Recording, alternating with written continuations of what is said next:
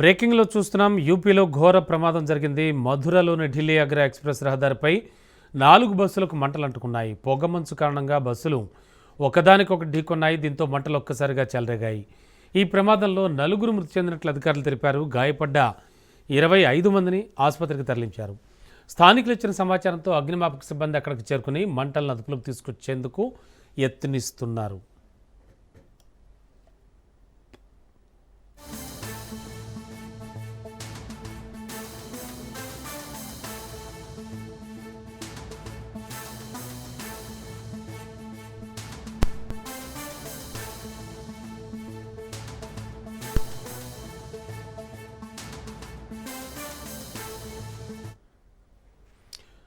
బ్రేకింగ్లో చూస్తున్నాం. యూపీలో ఘోర ప్రమాదం జరిగింది. మధురలోని ఢిల్లీ ఆగ్రా ఎక్స్ప్రెస్ హైవేపై 4 బస్సులకు వరుసగా మంటలు అంటుకున్నాయి.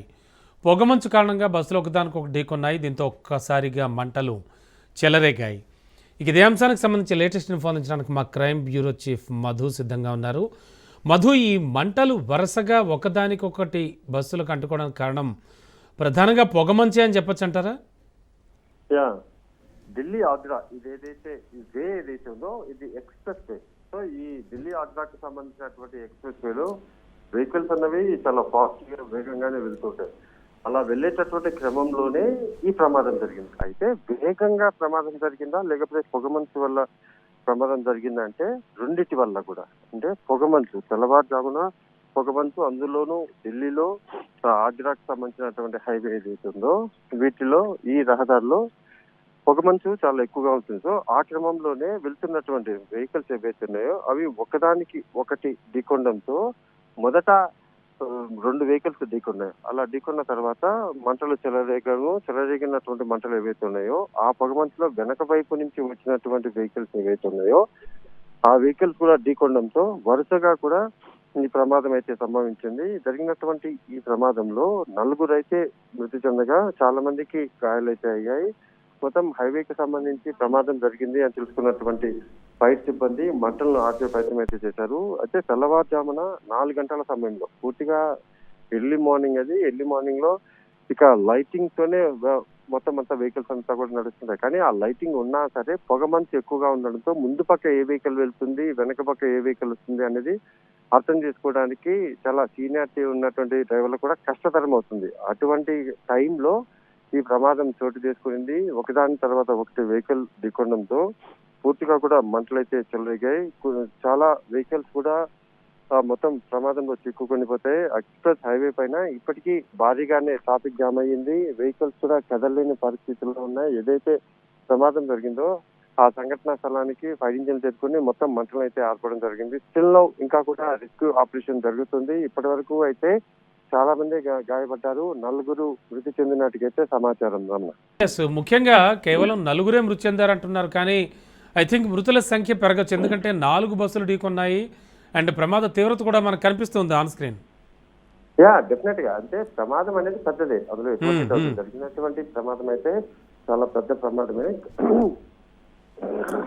కానీ జరిగిన ప్రమాదం ఏదైతుందో ఆ ప్రమాదంలో వెహికల్స్ ఢీకొనడం అనేది ఒకటైతే, ఢీకొన్న తర్వాత ఒకదాని తర్వాత ఒకటి వెనక వైపు నుంచి ఢీకొన్న తర్వాత అందులో ఉన్నటువంటి వారు గాయపడినటువంటి వారు ఇంకో సంఖ్యలో ఉన్నారు. కానీ మృతి చెందినటువంటి వారి సంఖ్య మాత్రం 4 అని చెప్తున్నప్పటికీ కానీ కన్ఫర్మేషన్ లేదు. చనిపోయారు అనేది కన్ఫర్మేషన్ లేదు. కానీ మృతుల సంఖ్య తగ్గాలనే కోరుకుంటాం. ఇప్పటి వరకు మాత్రం గాయపడిన వారిని స్థానిక హాస్పిటల్కి అయితే తరలించారు. ఎవరైతే సీరియస్ ఇంజూరీ అయ్యారో వారిని మాత్రం ప్రైవేట్ హాస్పిటల్కి అయితే తీసుకెళ్లారు. రైట్ నౌ అయితే రెస్క్యూ ఆపరేషన్ ఇంకా జరుగుతుంది. రమ్ము. Okay, thank you Madhu.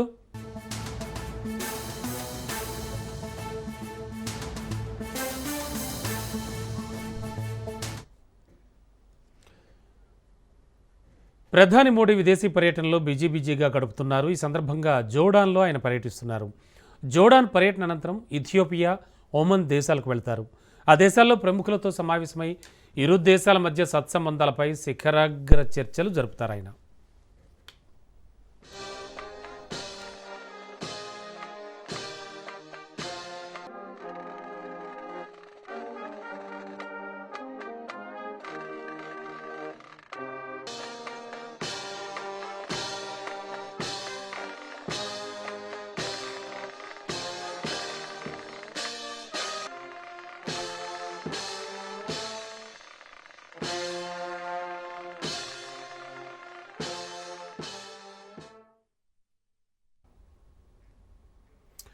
Bharat Jordan మధ్య దౌత్య సంబంధాలు ఏర్పడి 75 ఏళ్లు పూర్తయిన నేపథ్యంలో ఈ పర్యటనకు చారిత్రక ప్రాధాన్యం సంతరించుకుంది.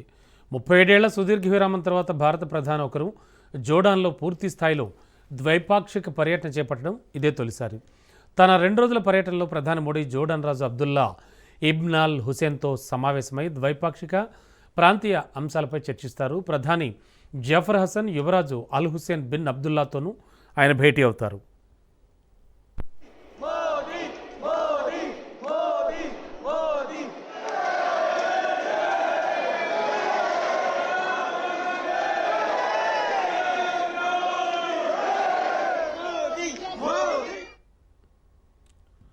పర్యటనలో భాగంగా ప్రధాని అక్కడ ప్రవాస భారతీయులతో కూడా సమావేశం అవుతారు. జోర్డాన్లో సుమారు 17,500 మంది భారతీయులు వివిధ రంగాల్లో పనిచేస్తున్నారు. ఇటీవల అమాన్, ముంబై మధ్య నేరుగా విమాన సర్వీసులు ప్రారంభం కావడం ఇరు దేశాల మధ్య రాకపోకలను మరింత సులభతరం చేసింది.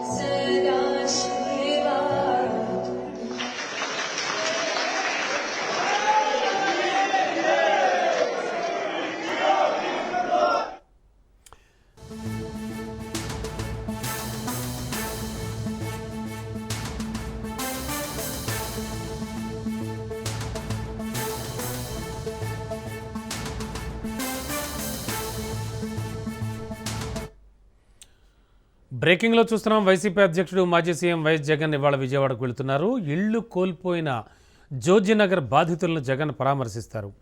భవానీపురం జోజీనగర్కు చెందిన 42 ఫ్లాట్లకు చెందిన బాధితులు ఇటీవల వైఎస్ జగన్ కలిశారు. తమ ఇళ్లను అన్యాయంగా కూల్చేశారంటూ ఆవేదన వ్యక్తం చేశారు. వీరికి అండగా ఉంటానని వైఎస్ జగన్ భరోసా ఇచ్చారు. ఇందులో భాగంగా ఇళ్లు కూల్చిన ప్రాంతాన్ని వైఎస్ జగన్ పరిశీలిస్తారు. అనంతరం బాధితులను ఆయన పరామర్శిస్తారు.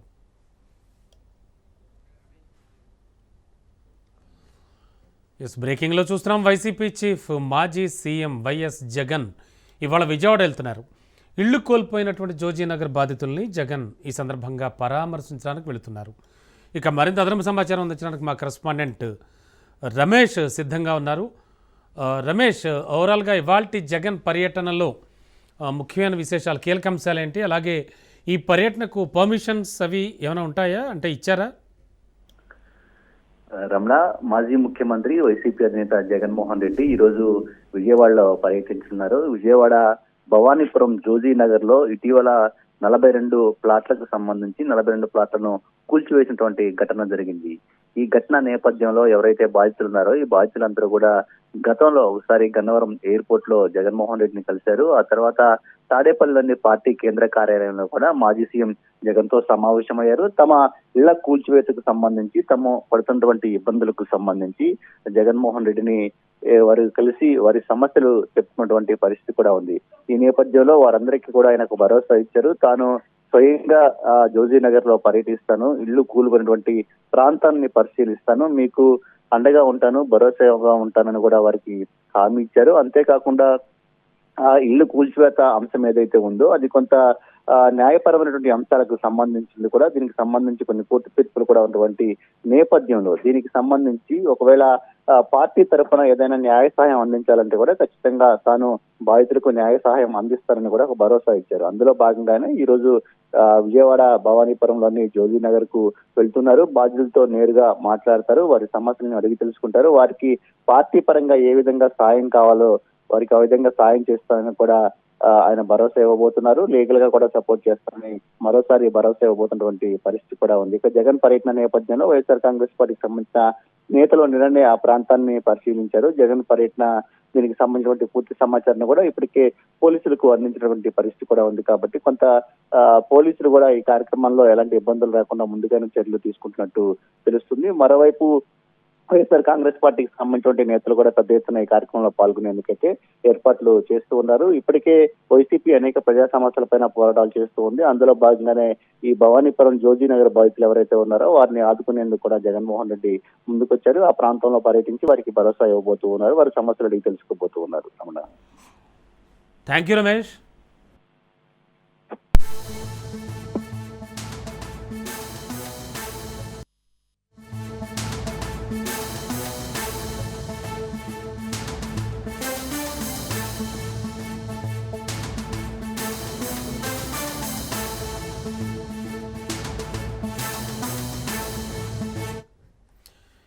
మరో బ్రేకింగ్. గ్రేటర్ హైదరాబాద్ మున్సిపల్ కార్పొరేషన్లో వార్డుల డీలిమిటేషన్పై ప్రజలు, రాజకీయ పార్టీల నుంచి భారీ ఎత్తున అభ్యంతరాలు వ్యక్తమవుతున్నాయి. ఇప్పటికే 2000కు పైగా అభ్యంతరాలు వచ్చినట్లుగా సమాచారం. జీహెచ్ఎంసీ పరిధిలో వార్డులు పెంచుతూ ప్రాథమిక నోటిఫికేషన్ రిలీజ్ అయిన తర్వాత ఈ అభ్యంతరాలు స్వీకరిస్తున్నారు. అయితే డీలిమిటేషన్ ప్రక్రియ అశాస్త్రీయంగా జరిగిందని, జనాభా, భౌగోళిక, కమ్యూనిటీ సరిహద్దులను పరిగణనలోకి తీసుకోలేదని, దీనివల్ల కొన్ని ప్రాంతాలకు అన్యాయం జరుగుతోందని బీఆర్ఎస్ ఎమ్మెల్యేలు, కార్పొరేటర్లు అభ్యంతరం వ్యక్తం చేస్తున్నారు. వార్డుల విభజన ఇష్టానుసారంగా చేసేశారని బీజేపీ కార్పొరేటర్లు మండిపడుతున్నారు. మరోవైపు నేడు జరగబోయే ప్రత్యేక కౌన్సిల్ సమావేశంపై ఉత్కంఠ నెలకొంది. వార్డుల విభజనపై అధికారులను నిలదీసేందుకు బీఆర్ఎస్, బీజేపీ కార్పొరేటర్లు సిద్ధమవుతున్నారు. ఇప్పటివరకు వచ్చిన అభ్యంతరాలను పరిశీలిస్తున్నామని, తుది నిర్ణయం తీసుకునే ముందు వాటిని క్షేత్రస్థాయిలో అధ్యయనం చేయనున్నట్లు జీహెచ్ఎంసీ అధికారులు వెల్లడిస్తున్నారు.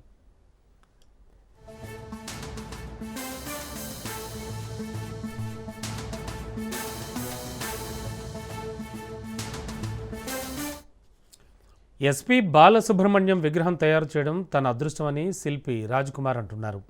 గతంలో బాలు తల్లిదండ్రుల విగ్రహాల తయారు గురించి కూడా నా దగ్గరకు వచ్చినప్పుడే బాలు విగ్రహం కూడా తయారు చేశానని తెలిపారు. విగ్రహాన్ని చూసి బాలసుబ్రహ్మణ్యం చాలా సంతోషపడ్డారని శిల్పి రాజ్కుమార్ అప్పటి జ్ఞాపకాలు గుర్తు చేసుకున్నారు. పూర్తిగా కాంస్యంతో తయారు చేసిన విగ్రహానికి 3 నెలల సమయం పట్టిందని శిల్పి అన్నారు. సీఎం రేవంత్ రెడ్డి బాలు విగ్రహాన్ని రవీంద్ర భారతిలో ఏర్పాటు చేయడం తెలుగు ప్రజలందరికీ కూడా గర్వకారణం అంటున్న శిల్పి రాజ్కుమార్తో మా ప్రతినిధి సునీల్ ఫేస్ టు ఫేస్. భారతిలో ఎస్పీ బాలసుబ్రహ్మణ్యం విగ్రహం తయారు చేసినటువంటి శిల్పి రాజ్కుమార్ గారు మనతో ఉన్నారు. సార్, ఎట్లా అనిపిస్తుంది మీరు ఒక బాలసుబ్రహ్మణ్యం గారితో నాకు మంచి అవినాభావ సంబంధం ఉంది. బాలు గారు తల్లిదండ్రుల విగ్రహాల కోసం నా దగ్గరికి వచ్చారు ఎస్పీ బాలసుబ్రహ్మణ్యం గారు. వారి తల్లిదండ్రుల విగ్రహాలు చేయటం నేను అదృష్టంగా భావించి వారి విగ్రహాలు నెల్లూరులో నేను 2 విగ్రహాలు కూడా ఆయన ఉన్నప్పుడే విగ్రహాలు ఏర్పాటు చేయడం జరిగింది. బాలుగారి విగ్రహం కూడా అప్పుడే తయారు చేయడం జరిగింది. ఆయన బ్రతుకుండగానే బాలుగారి విగ్రహం తయారు చేస్తాం. అది ఆయన ఎందుకో సంకల్పించారనేటువంటిది అర్థం కాలేదు. ఈ విగ్రహం ఘంటసాల మాస్టర్ పక్కన నా విగ్రహం పెట్టాలనేటువంటిది ఆయన కోరిక ఇప్పటికీ ఆయన తీరిందనేటువంటిది రేవంత్ రెడ్డి గారి సహకారంతో తెలంగాణ ప్రభుత్వం ఈ విగ్రహాన్ని ఏర్పాటు చేయడం, ఆ విగ్రహాన్ని తయారు చేసే బాధ్యత నాకు అప్పచెప్పినందుకు నేను ధన్యవాదాలు తెలియజేస్తాను. 2 నెలలు పట్టింది. 1 టన్ను కాంస్యంతో తయారు చేయడం జరిగింది. 7.5 అడుగులు ఎత్తింది విగ్రహం. ఇది ఎక్స్పెండిచర్ అనేటువంటిది ఇక్కడ అవసరం లేదు. అది కొంత అభిమానంతో కూడా మేము చేయడం జరిగింది. అది సార్, బాలుగారు ఉన్నప్పుడే నా విగ్రహం పక్కన పెట్టాలని మీతో గతంలో ఆయన మాటల్లో మేము మాట్లాడుకున్నప్పుడు ఘంటసాల మాస్టర్ పక్కన నా విగ్రహం వస్తుంది, ఉంటే బాగుంటుంది అనేటువంటిది అది ఆయన కోరిక. అది నెరవేరింది. ఇది 4 సంవత్సరాల సుదీర్ఘ ప్రయాణం. అది కూడా హైదరాబాద్లో ఇదే ప్రాంగణంలో చాలా పాటలు పాడారు. ఇక్కడ అతను విగ్రహం పెట్టడం ఎట్లా? అటువంటి లెజెండరీ పర్సన్, అటువంటి వ్యక్తులు వచ్చే తరానికి స్ఫూర్తిదాయక, అటువంటి చరిత్రకారులు ఉంటే అట్లా తయారవడానికి అది స్ఫూర్తిగా విగ్రహం ఉంటుంది. ప్రస్తుతం అయితే రవీంద్ర భారతిలో ఎస్పీ బాలసుబ్రహ్మణ్యం విగ్రహాన్ని పెట్టడం చాలా సంతోషంగా ఉంది. ఇప్పటికే విగ్రహాన్ని ఈరోజు ఉపరాష్ట్రపతి వెంకయ్యనాయుడు ఆవిష్కరించారు. మొత్తం దాదాపు కాంస్యంతో మొత్తం కూడా తన విగ్రహాన్ని, అతను బతుకున్నప్పుడే తన విగ్రహాన్ని తయారు చేశారు. అది చూసి అతను ఎంతగానో సంతోషం వ్యక్తం చేశారు. తన మాస్టర్ ఘంటసాల పక్కన తన విగ్రహాన్ని ఏర్పాటు చేయడం నిజంగా అటు అదృష్టంగా ఉందంటూ కూడా అటు శిల్పి రాజ్కుమార్ చెప్తూ పరిస్థితి. వీడియోస్ భరత్, సునీల్, రాజేష్, హైదరాబాద్. పెద్దపల్లి జిల్లా అంతర్గాం మండలం టీటీఎస్ అంతర్గాం గ్రామంలో ఘర్షణ వాతావరణం ఏర్పడింది. గ్రామ సర్పంచ్గా గెలిచిన ఆంబోతు రవికుమార్, వార్డు సభ్యుడు అనిల్ రెడ్డిపై గుర్తు తెలియని వ్యక్తులు దాడికి పాల్పడ్డారు. పంచాయతీ ఎన్నికల్లో నూతన సర్పంచ్గా ఎన్నికైన రవికుమార్ తన మద్దతుదారులతో కలిసి ఇంటింటికి వెళ్లి గ్రామస్తులకు కృతజ్ఞతలు తెలియజేస్తుండగా ఈ ఘటన చోటు చేసుకుంది. ఈ దాడిలో రవికుమార్ గాయపడ్డాడు. దాడి చేసిన వారిని శిక్షించాలని అంతర్గాం గ్రామంలోని అంబేద్కర్ గృహం ముందు సర్పంచ్ రవి మద్దతుదారులు ఆందోళన చేపట్టారు. సమాచారం అందుకున్న పోలీసులు అక్కడికి చేరుకుని విచారణ చేపట్టారు.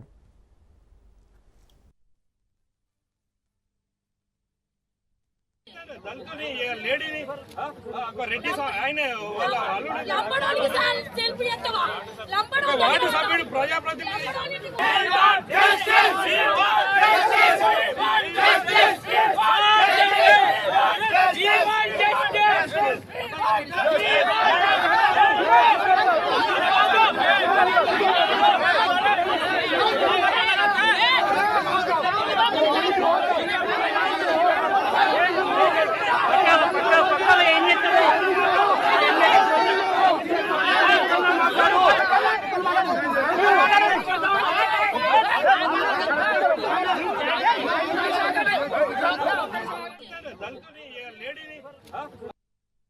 పది రోజులుగా నాకు సపోర్ట్ చేస్తున్నటువంటి యువకులను బెదిరించినప్పటికీ మేము సామరస్యంగా ఎలక్షన్లో వెళ్ళడం జరిగింది. ఎక్కడ కూడా ఎలాంటి ఇష్యూస్ లేకుండా ట్రాన్స్పరెంట్గా ప్రతి ఒక్కరితో గొడవ పెట్టుకోకుండా మంచి ఎలక్షన్లో, ఎందుకంటే ఒక చదువుకున్న విద్యావంతుడిగా నేను ఎలక్షన్లో ఎలాంటి ఇష్యూ జరగద్దని పోలీసు వారికి సహకరించాలనే ఉద్దేశంతో ఎక్కడ కూడా నేను ఎలాంటి కంప్లైంట్ కూడా చేయలేదు. గెలిచిన తర్వాత ఈరోజు మా స్థానిక ఎమ్మెల్యే మక్కన్ సింగ్ గారిని గెలవడం జరిగింది. వారి ఆశీస్సులు తీసుకోవడం కూడా జరిగింది.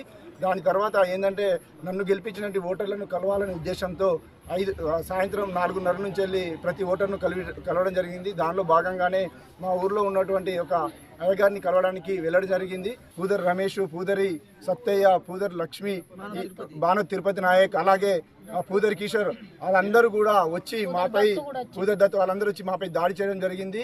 ఒక దళితుడు నువ్వు ఎట్లా ఇక్కడ పనిచేస్తావు చూస్తామని బెదిరించడం జరిగింది. అలాగే పూదర్ కిషోర్ తన చేతిలో ఒక రాడ్ను పట్టుకొని మా సపోర్టర్ అయినటువంటి సాయిని కొట్టడం కూడా జరిగింది, సాయి కుమార్ని. మేము సామరస్యంగా ఎలాంటి గొడవ భావించినప్పటికీ గీట శంకరెడ్డి అనే వ్యక్తి తను యొక్క కోపాన్ని నా మీద ఉపయోగించి నన్ను కొట్టడం కూడా జరిగింది. రైతులకు తెలంగాణ ప్రభుత్వం గుడ్ న్యూస్ చెప్పింది. తెలంగాణలో యూరియా కోసం మొబైల్ యాప్ ఒకటి రూపొందించారు. ఇంటి నుంచే యూరియా బుక్ చేసుకునే అవకాశం కల్పించారు. ఈ నెల 20 నుంచి ప్రయోగాత్మకంగా దీన్ని అమలు చేయనున్నారు. ఆదేశాలు జారీ చేశారు మంత్రి తుమ్మల నాగేశ్వరరావు. యూరియా స్టాక్ లభ్యత తెలుసుకునే అవకాశం ఉన్నట్లుగా కూడా సమాచారం.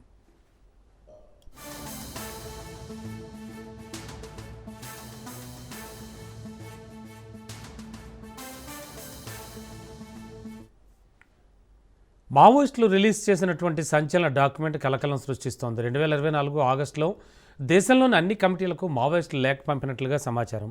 ఆయుధాలు వదిలేద్దాం, ప్రజల్లోకి వెళ్ళిపోదాం అని ఆ లేఖలో ఉన్నట్లుగా తెలుస్తోంది. సాయుధ పోరాటం కొనసాగించాలని నిర్ణయించినట్లు సమాచారం. ప్రజా పోరాటాలను మావోయిస్టు ఉద్యమానికి అనుకూలంగా మార్చుకోలేకపోయామని తెలిపింది కేంద్ర కమిటీ.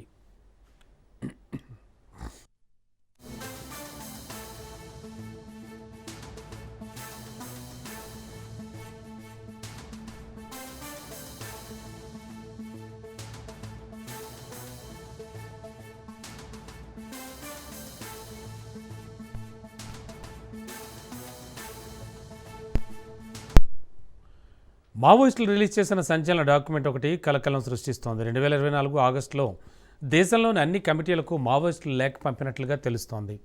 ఆయుధాలు వదిలేద్దాం, ప్రజల్లోకి వెళదాం అంటూ ఆ లేఖలో ఉన్నట్లుగా సమాచారం. సాయుధ పోరాటం కొనసాగించాలని నిర్ణయించినట్లుగా తెలుస్తోంది. ప్రజా పోరాటాలను మావోయిస్టు ఉద్యమానికి అనుకూలంగా మార్చుకోలేకపోయామని తెలిపింది కేంద్ర కమిటీ.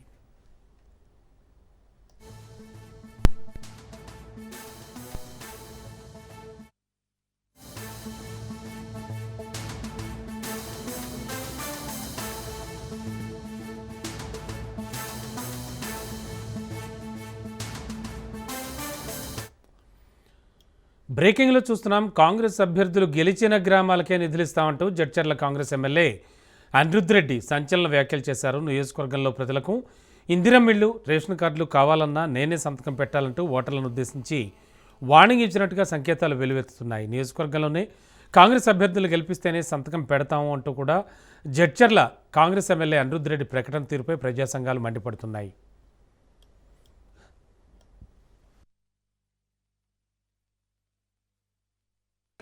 ప్రజలకి నేను విజ్ఞప్తి చేస్తున్నాను, మీరు ఎక్కువ కాంగ్రెస్ సర్పంచ్ని గెలిపియండి. మీ గ్రామాలకు వస్తాను, ఎక్కువ ఇంద్రమ్మ ఇండ్లు ఇస్తాను, ఎక్కువ సీసీ రోడ్లు ఇస్తాను, ఎక్కువ డ్రైనేజ్లు చేయిస్తాను, మీకు ఏ నిధులు కావాలన్నా కానీ మినిస్టర్ దగ్గరికి కానీ సీఎం గారి దగ్గరికి మిమ్మల్ని తీసుకెళ్ళి సర్పంచులు ఎక్కడైతే కాంగ్రెస్ సర్పంచులు గెలుస్తారో అక్కడ అభివృద్ధి చేస్తానని చెప్పి కూడా తెలియజేస్తారు. అమ్మ ఇంద్రమ్మ ఇల్లు కావాలంటే కూడా నేను సంతకం పెట్టాలి, రేషన్ కార్డు కావాలంటే కూడా నేనే ఇవ్వాలి, మళ్ళీ అన్ని నేనే ఇవ్వాలంటే వాళ్ళు ఎవరో బీఆర్ఎస్ ఆ బీజేపీ సర్పంచ్ ఉంటే మన పనులు ఎలా జరుగుతాయని చెప్పి కూడా ఒక్కసారి ఈ 2 మండలాల్లో కూడా మీరు ఆలోచించాలని చెప్పి కూడా నేను తెలియజేస్తున్నాను. అందరు దేశ రాజధాని ఢిల్లీని ఉదయం దట్టమైన పొగమంచు కమ్మేసింది. వాయు కాలుష్యం తీవ్ర స్థాయికి చేరుకోవడంతో నగరం ఉక్కిరిబిక్కిరవుతోంది. గాలి నాణ్యత ప్రమాదకర స్థాయికి పడిపోయింది. ఫలితం విమాన రైళ్ల రాకపోకలకు తీవ్ర అంతరాయం ఏర్పడింది. ఈ సీజన్లోనే 2 అత్యంత గరిష్ట స్థాయి AQI 461గా నమోదు కావడం పరిస్థితి తీవ్రతకు అద్దం పడుతోందని అధికారులు చెబుతున్నారు. అక్షర్ధామ్ వద్ద AQI 493గా, బారాఖాంబా రోడ్లో 474గా నమోదైంది. కాలుష్యం కారణంగా ఏర్పడిన పొగమంచుతో ఢిల్లీ విమానాశ్రయంలో సుమారు 228కి పైగా విమానాలు రద్దు చేశారు. 800కు పైగా విమానాలకు ఆలస్యంగా నడుస్తున్నాయి. మరో 5 విమానాలు దారి మళ్లించారు. ఇక ప్రయాణికులకు ఎయిర్ ఇండియా క్షమాపణలు చెప్పింది.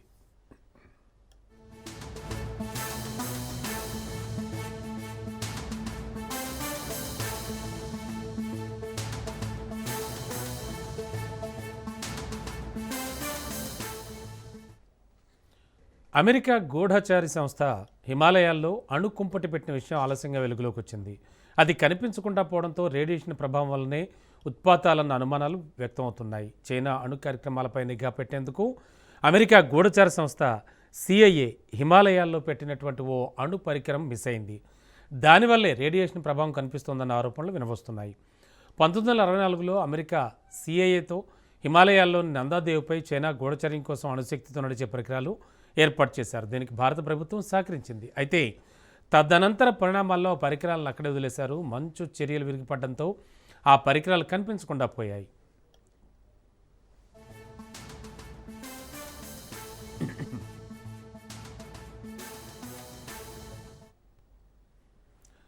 చైనా 1964లో తొలి అణు పరీక్ష చేసిన తర్వాత అమెరికా CIA, భారత ఇంటెలిజెన్స్ బ్యూరో సంయుక్తంగా నందాదేవి ప్లూటోనియం మిషన్ పేరుతో ఆపరేషన్ చేపట్టాయి. ఉత్తరాఖండ్లోని నందాదేవి శిఖరం 7816 మీటర్ల ఎత్తు ఉంటుంది. ఆ శిఖరంపై ప్లూటోనియం శక్తితో నడిచే స్నాప్ జనరేటర్ ఏర్పాటు చేయడమే లక్ష్యం. ఇది చైనా అణు మిసైల్ కార్యకలాపాలను గమనించేందుకు ఉపయోగపడుతుంది. 1965లో భారత్, అమెరికా బృందం పరికరాలను తీసుకెళ్లేందుకు ప్రయత్నించింది. కానీ తీవ్ర మంచు తుఫాను వల్ల శిఖరానికి చేరుకోలేకపోయింది. పరికరాలను తాత్కాలికంగా భద్రపరిచి తిరిగి వచ్చారు.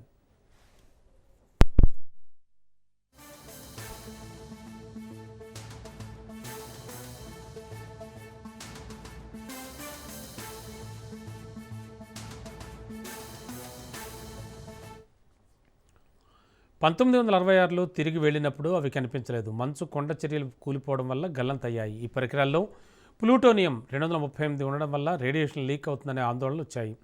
1967లో సమీపంలో నందా కోట్ శిఖరంపై మరో పరికరం ఏర్పాటు చేశారు. కానీ నందాదేవి పరికరం ఇప్పటికీ కనిపించలేదు. గంగానది నందాదేవి మంచు దిబ్బల నుంచే ప్రారంభమవుతుంది. కాబట్టి రేడియేషన్ కలుషితం అయ్యే ప్రమాదం ఉందనే భయాలున్నాయి.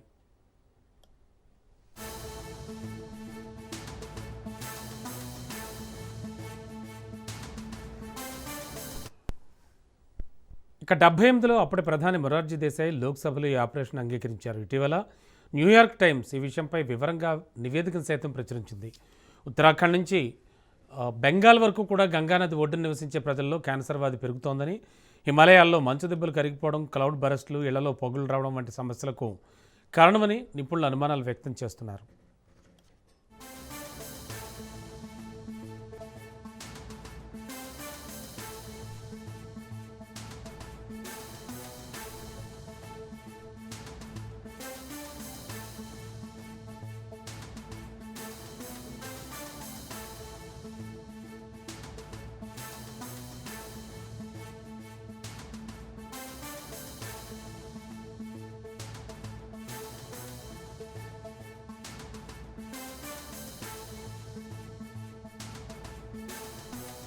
దేశంలో బంగారం, వెండి ధరలు మళ్లీ దూసుకెళ్లాయి.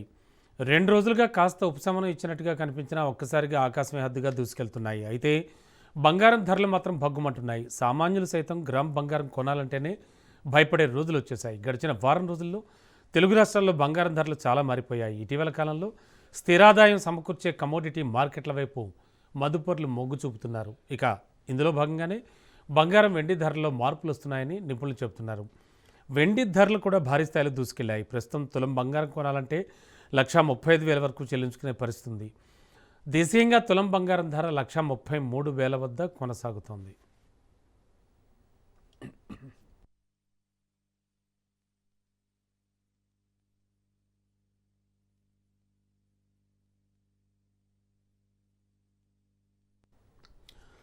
చూస్తూ ఉన్నాం, దేశంలో బంగారం వెండి ధరలు మళ్లీ దూసుకెళ్లాయి. 2 రోజులుగా కాస్త ఉపశమనం ఇచ్చినట్టు కనిపించిన ఒక్కసారిగా ఆకాశమే హద్దుగా దూసుకెళ్తున్నాయి. అయితే బంగారం ధరలు మాత్రమే భగ్గుమంటున్నాయి. సామాన్యులు సైతం గ్రాము బంగారం కొనాలంటే భయపడే రోజులు వచ్చేసాయి. గడిచిన వారం రోజుల్లో చూస్తే తెలుగు రాష్ట్రాల్లో బంగారం ధరలు చాలా మారిపోయాయి. ఇటీవల కాలంలో స్థిర ఆదాయం సమకూర్చే కమోడిటీ మార్కెట్ల వైపు మదుపర్లు మొగ్గు చూపుతున్నారు. ఇందులో భాగంగా బంగారం వెండి ధరల్లో మార్పులు వస్తున్నాయని నిపుణులు చెబుతున్నారు. వెండి ధరలు కూడా భారీ స్థాయిలో దూసుకెళ్లాయి.